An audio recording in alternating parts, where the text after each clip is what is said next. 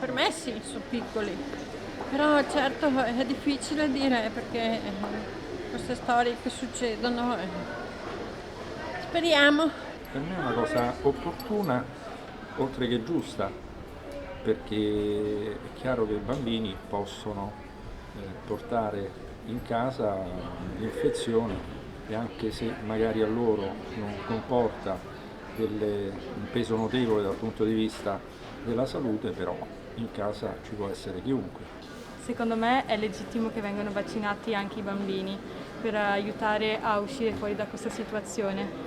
Certamente comprendo chi è contrario perché si ha paura, ma personalmente mi ritrovo a favore nella vaccinazione di chiunque, senza obbligare, infatti non è obbligatorio, però si sa che si va incontro comunque all'uso di tamponi.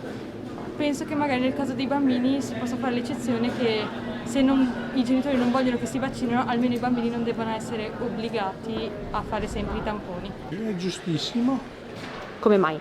perché così guadagnano un sacco di soldi le case farmaceutiche.